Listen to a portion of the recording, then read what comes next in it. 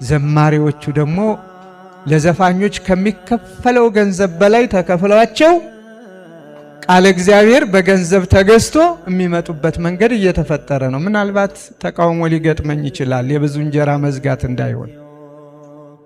ምን አለ መደራደር ባይኖር፣ ለሰራተኛ ደሞዙ ይገባዋል እስከ ጠራን ድረስ ሊደረግ የሚገባውን ቤተ ክርስቲያን አስባ ብታደርግ፣ ግን ባለማዊ ሕግ ባለማዊ ስርዓት በሌላው በተለመደው ይህን ስጠኝ እሰጥሃለሁ፣ ይህንን አድርግልኝ አደርግልሃለሁ፣ እንደውም ፐርሰንት አለበት።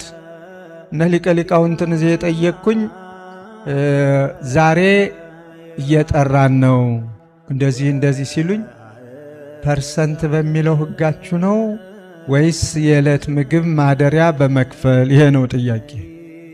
የዕለት ምግብ ቤት ለእንግዳ ተብሎ ይመገባል፣ ትራንስፖርት ይከፈላል። እንዲያም ሲል እንደው ለኪስም መባል ይኖርበታል።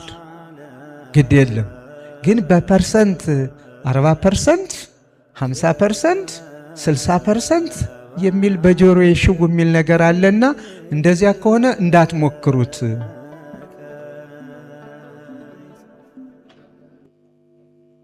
ልመጣ ነኝ። መልሱን እኮ አልመለስኩም ገና፣ የጠየቅኩትን ነው። እግዚአብሔር ይስጥልኝ። ይሄ ከሆነ እንዳትሞክሩት ነው ያልኩኝ። የሰጡኝ መልስ ሊቀ ሊቃውንት ይሄንን ነው። እነሱ ራሳቸው ፐርሰንት ሌላ ምናምን የሚፈልግ ካለ እኛን እንዳትጠሩ ነው ያሉን፣ አንገኝም ነው ያሉ ሲሉኝ፣ እነዚህ የእግዚአብሔር ሰዎች ናቸው። በቃ አለቅ። የእግዚአብሔርን ለእግዚአብሔር የእውቀት አስራት፣ የጉልበት አስራት፣ የገንዘብ አስራት የተለያየ ነውና ይህንን ለመክፈል ከተዘጋጁት ጋራ እኔም አብሬ ቆማለሁ። ለዚህ ነው ሁለት ነገሮችን ብሰማ፣ አንደኛ በፐርሰንት ቢሆን መጀመሪያም እዚህ ጉባኤውንም አልከፍትም፣ እርግጠኛ ነኝ።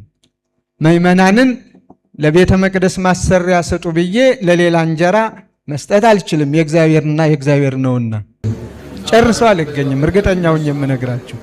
ሁለተኛ ደግሞ ጭራሽ ማምሸት ይህን ያህል ማንጋት አይደለም፣ ለጸሎትም አልገኝም። በሉ ይህን እንደወደዳችሁ አድርጉ። እንደው ምናልባት በልብሎኝ እንኳን ለመፍቀድ ብሞክር፣ መጀመሪያ ግን አይሞከርም። እግዚአብሔር ያልተከለው ተክሌኛ ሊሆን አይችልም። እግዚአብሔር ያልፈቀደው ስራ በፍጹም በጉልበት በጥበብ ባላስፈላጊ ብልህነት እንስራ ብንለው የእምቧይ ካብ ነው፣ ይናዳል፣ ይፈርሳል። የእግዚአብሔር እጅ ካለበት ደግሞ ሰሪውን ራሱ መንፈስ ቅዱስ አነሳስቶ ያመጣዋል።